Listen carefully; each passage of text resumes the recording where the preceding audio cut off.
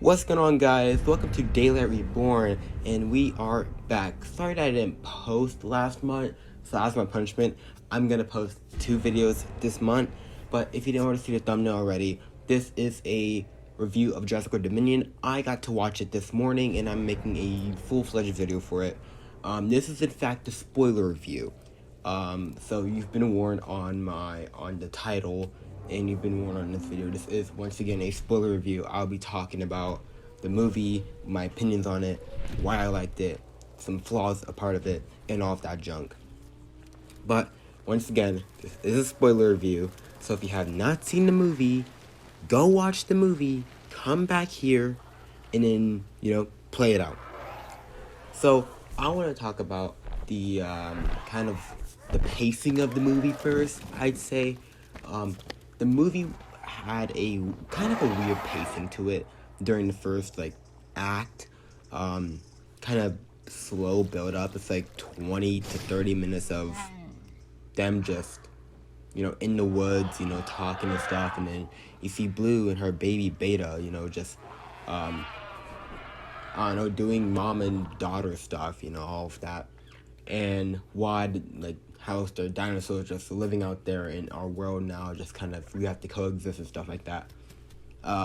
If you already seen the trailers, then you would already know. There's a lot of stuff from the trailer that you'll see in the movie. 50% of the stuff in those trailers is from the movie. You will mostly see most of the movie stuff that was already in the trailer, and you'd be like, oh yeah, if I just watched all the trailers, I would basically have watched the entire movie. The movie was just overall pretty slow pacing in the first half, but then kind of towards the final acts, towards the final act of Balsam Valley being burnt down, and them, discovering what the locusts were, eating all of the bios and plants and all that. It had a really good pacing to it. And from what my understanding was, it was that the lotus were kind of the main villains. I don't know, you take that the way you wanted to, because they were eating all the crops, and Biosyn kind of went to control humans and animals and food and ecosystem, which I found really messed up. And then we get to see the OG characters from Jurassic Park again, Dr. Ian Malcolm, Dr. Sattler, Dr. Alan Grant, all of them from the original movies, and they're all trying to gain information, or Alan and Ellie are trying to gain information in Balsam Valley to kind of expose them of what they are doing, which is making these lotus all from the Cretaceous period, sending them out and destroying crops around the world and stuff like that. And on top of that, some poachers kidnap Blue, Beta, Beta, and Maisie. And Maisie was a clone of her mom, Charlotte, from Jurassic Fallen Kingdom. If you didn't remember that, she is a clone of her mom. And it talks about how her mom could produce asexually, and she made Maisie. So that was a big shock to me. I thought Benjamin Lockwood had made Maisie, but no, it was actually her. It was actually Charlotte who asexually produced Maisie, which I thought was really great and stuff like that. But overall, my rating of the movie, we're gonna do scale, we'll say 1 to 5, alright? 5 stars, whatever. I'm gonna rate this movie I wanna say a 4.5, okay? And that is a pretty good score. That's what I want to go with right now. I might change it. It might actually be a 3.5. But the reason why I said it was a 3.5 is because originally 3.5. I mean Fallen Kingdom, from what people they didn't really like Fallen Kingdom too much, right? I love Fallen Kingdom. I loved all the Jurassic World movies and stuff like that. But it's kind of hard when you are rebooting a film more modern day age, and there are people who don't really like it because they didn't grow up with that and they just found that the original is better, which I do completely understand, but you got to give it a chance. But my favorite scenes of Jurassic World Dominion had to be the Raptor chase, right? Even though they were teased the crap out of in the promotional art and in the trailers, you do not get to see them in like their full action. I guess their full action, but they're not villains. They're like not the main villains. These guys didn't even last. Didn't even have like a 20-minute screen time. I'd say they had like at least like 10 minutes of screen time of them being absolutely just demolished by the main characters and stuff. And one got captured, a few of them one of them got like hit and he got knocked out or something. Ghost completely just fell off of a cliff. And your other one was kind of just stopped. So, and I don't really care about the Raptor names. They're not gonna be the original Raptor squad. They never will be. But the only one I remember is Ghost and Tiger. And Tiger is kind of like the one who kind of like eats a sort of Tiger Raptor, right? And I really like the chase scene, but they got absolutely demolished. And I wish I could have seen at least a few more of them, because after Malta, they kind of just completely forgot about the Raptors. Like, we could have at least saw them like the remaining few come back from Balsam, right, and kind of like infiltrate the area. And we see that they're like our main characters are trying to like sneak their way while not trying to set off the Raptors, and the Raptors are kind of like just roaming the area and stuff like that. I would have really liked to see that. I really wish they'd have done something like that, but they didn't. Another thing was I like to say the Giganotosaurus only got 3 appearances. This is when it first encountered the T-Rex, and after Therizinosaurus had like slapped the fox and killed the fox, and they kind of had thought the T-Rex had lost that kind of like that food hunt or whatever. Second time was where the Giganotosaurus is kind of just all like trying to kill our main cast or whatever and stuff like that. And then the third one was kind of the Giga really trying to kill the Rex, and like in the prologue, how the Giga killed the Rex in the prologue. I almost cried when I was in the theater when I had saw that Rexy was kind of on the ground and it was like she had flatlined. But I feel like Rexy's old. She's old.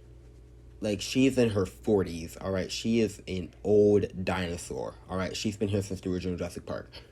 And all within Jurassic World to Dominion, she's constantly needed help from other different species to help defeat the big bad boss or whatever. And the Therizinosaurus comes in, because after the Balsam, Valley got captured on fire by the Locust, because Dodson was trying to purge, trying to delete all the evidence, burn all the evidence of the Lotus and stuff like that, going back into Balsam Valley. And the Lotus, they can't die. They are very hard to kill. Wu said it himself that the Lotus were very killed. They were very hard to kill, and that it would need something. They would need like an alpha, or they need like something to lead them, alright? And that's why he needed Maisie and Beta, because Maisie and Beta are both asexually produced babies that came from a mom who can asexually reproduce and stuff like that. But I really want to talk about the battle of Balsam Valley, with the Therizinosaurus, T-Rex, and Giga. I love that scene. The Therizinosaurus scene, when we first get introduced to her, I initially thought she was blind, because of the sounds that it was making. Kind of sounds like echolocation, like trying to like sense this stuff. She looks like she was blind because her pupils were all like, dilated. You didn't really see any like things happening with her pupils. They're kind of all fade out and grayed out and stuff like that. and I guess that's why it didn't attack Claire on the spot, which makes a little sense why it didn't attack Claire, because it's blind. It's only until Claire made a loud noise when she fell out of the chair, when she was ejected out of the airplane. That's when it got its attention. So I think it relies more on hearing than, seeing.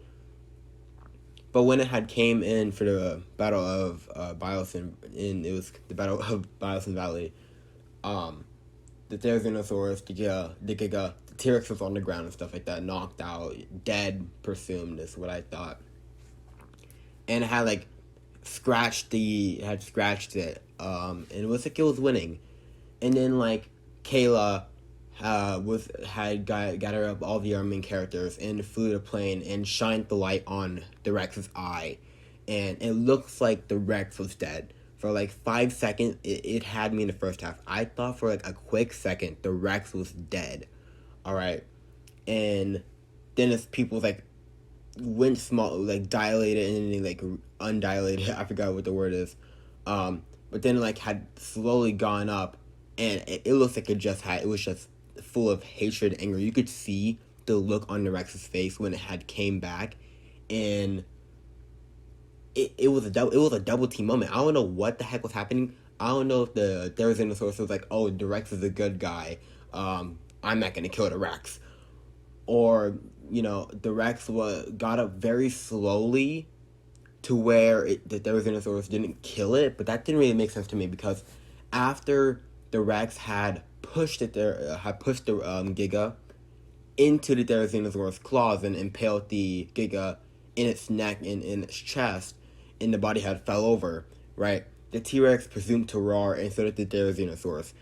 That was a really cool shot. It gave me chills when those two both roared at the same time and there was thunder and stuff like that. I wanted to get a shot of that, because that was a really amazing shot.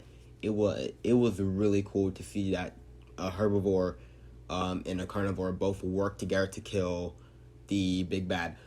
But I really do wish they would have, the Giga was made to be the main villain, right? There really was no main villain. You could say that the locusts were the main villain, because they were kind of they're the ones that kind of sent everyone on that journey. I mean, for the Jurassic Park members, it sent them on that journey to Biosyn because of the locusts, and our Jurassic World members, it sent them to Biosyn because of Beta and Maisie, and you all kind of combined it. And I like how they all found each other and stuff like that. Another dinosaur I want to really talk about is the Pyroraptor. I don't think it really got as much screen time as it deserved and stuff like that. It got 5 minutes of screen time, I want to say. When it had crashed into the lake and stuff, and we all thought, oh no, Owen and McKill is dead. The Pyroraptor had came up from out of nowhere, inside of a cave and stuff like that. And it got it was just a chase scene and a water scene, and I really thought they really should have told us, where did the Pyroraptor go, because it didn't die off. The Pyroraptor didn't die. Where did it go? Because it's in Balsam Valley, and when all the dinosaurs got called into the emergency dinosaur area for when everything caught flames and stuff like that, where was the Pyroraptor at? Where was it at? No, there was no questions about that. I wanted to see what they were going to do with the Pyroraptor. Same with the Atrociraptors. I wish they would have made it so the Pyroraptor was infiltrating the area and stuff like that, and they had to kind of sneak past it and stuff like that. The Dilophosauruses. Oh my god, the amount of Jurassic Park references in this movie was amazing. From the T-Rex going up to that sign, the little display area, it looks like the Jurassic Park and Jurassic World logo, right? That was amazing. That was visually appealing to me. It was very appealing to. It was so natural too. It didn't look like they were forcing it to happen. It just looked like it was just natural. I loved it. How Dodson died to a Dilophosaurus with the Barbasol can that Dennis Nedry had kept all of the embryos of dinosaurs in from Jurassic Park, And when I was watching the movie, I was like, the curse, do not touch that barbasol can because you will die to a Dilophosaurus. I also liked when Dilophosaurus confronted Claire, and Owen had grabbed the Dilophosaurus by its neck, and you could see the poison like foaming from its mouth, and Caleb just like tased it on its head.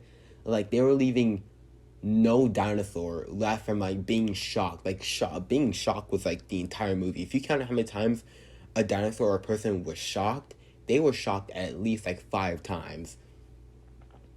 But I really like the fact that this wasn't a movie about Blue, you know? It wasn't like Blue showed up first few times, but she didn't pop up a lot because this wasn't her movie. She had a kid. This was Maisie's. This was Maisie's movie to find out who she was. This wasn't really Beta's, but you know it's the same thing. This was Maisie's movie, I'd say. This wasn't really about the dinosaurs or whatever. This wasn't all. It wasn't. Even though it is a dinosaur movie, it wasn't about the dinosaurs. It was about how to end these locusts from killing off the plants and Biosyn's ecological, trying to kill off everything, control the food chain and stuff like that. It wasn't really about the dinosaurs. It was just about how we can still coexist with dinosaurs and stuff like that. Because after the movie ended, we are still coexisting with dinosaurs. No one's killed dinosaurs off. No. But this movie was just about trying to right the wrongs of Doctor Wu's mistakes, which was creating the locust to completely eat the crops to the food of our food, some stuff like that. I like how the T-Rex was also kind of a movie. She appeared like twice, for where it first encountered the Giga, and when kind of fought the Giga and Dada died. My question was, and this was a question that I really did question when I was watching the movie, why did they decide, who thought it would have been a good idea to design a pen, right, with invisible fences and stuff like that, but who would have thought it would have been a good idea to put the Therizinosaurus, the Giganotosaurus, and the Tyrannosaurus all in the same enclosure? Who thought that would have been a smart idea? It wasn't smart. So whoever thought that was a good idea to put a crap ton of large theropods within a one enclosure, you are the dumbest person alive. Just saying, because it doesn't make sense why you would put a T-Rex with a Giga. It doesn't make sense. Why would you put the Therizinosaurus with a Giga and a T-Rex? It doesn't make sense. None of it makes sense. Not really, no. Why was the Pyroraptor the only Pyroraptor there? Like, why couldn't we see more Pyroraptors?